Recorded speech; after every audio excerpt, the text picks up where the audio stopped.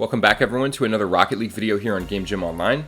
I'm Coach Aero, and this video is one that I've very much been looking forward to, as learning how to analyze your own replays is a skill that will be able to take you very far as a player.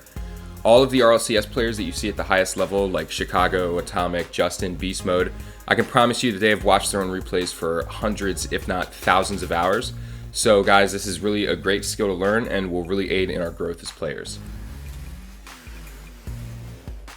Our warm-up for this workout is going to consist of us doing one of the Psionics created training packs. The training pack code will be on the screen, and as a challenge for 10 minutes here, try to score all 16 shots in the pack.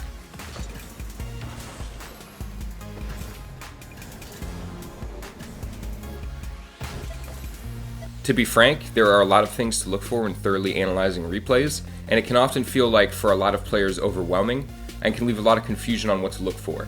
So for this drill, we're going to be keeping it simple. The gist of it is that we are going to be looking for a spot our team got scored on, and watching our own player perspective to see what we could have done differently to maybe prevent the goal from happening. And guys, what we're going to be doing is you're going to be watching this example analysis by me, and then following that, you're going to play a 3v3 game and then do your own. Alright guys, here we are in the replay, and before we start, I want to preface this by saying that the most common mistakes that you guys should try to look for when you get scored on are double commits, examples where you go for boost when it puts you out of position and not rotating back to third man fast enough, and we actually have a video on that, so if you guys need a refresher, you can go back and view that one. So we're going to take a look at an example of one of my mistakes. You can see here we're in a ranked 3v3 lobby with FaZe AJ, so it's a good game to review.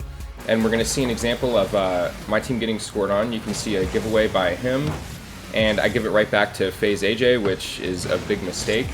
And you see I actually still bump him, but this is AJ, so he just somehow recovers and it goes in my net.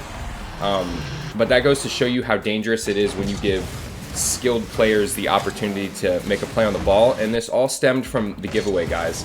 So what happened here, and the mistake that I'm identifying that I made, is I didn't correctly identify where open space was right here, so I ended up just hitting it to a space that was covered by the defender.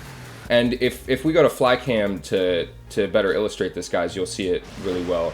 So we can see that about right here is when the giveaway happens, and right here we talked about this, drawing a box around the players to show their car orientation. You can see that AJ is actually facing the entire other direction. Obviously, Daff here is out of the play completely, and Big Cakes over here isn't going to be able to cover really anything over here, I noticed. So immediately I can say to myself, okay, right here, this goal could have not happened potentially if I had played it on the wall, which would have made it more awkward for AJ to get a good solo play out of this. Alright guys, now you're going to jump into your own 3v3 replay, and you're going to be looking for spots where you got scored on. You're going to be looking for some of the common mistakes that we talked about, like going for boost when it's not optimal, not rotating back quick enough, and double commits with your teammates. Obviously, there could be more types of mistakes, but that's where I want you to just start for now. And you're going to jump in there and do exactly what I did and just kind of go through a thought process of figuring out why you got scored on and what you could have done differently. In our past videos here on GGO, we have discussed different strategies to help us better analyze what's happening on the pitch, and this video is aiming to bring those together and get all of you comfortable with utilizing what we have learned by applying it to real examples from your games. Keep practicing the skill, and you'll notice that good decisions will start to become second nature in actual games, and you'll find you won't have to think about them.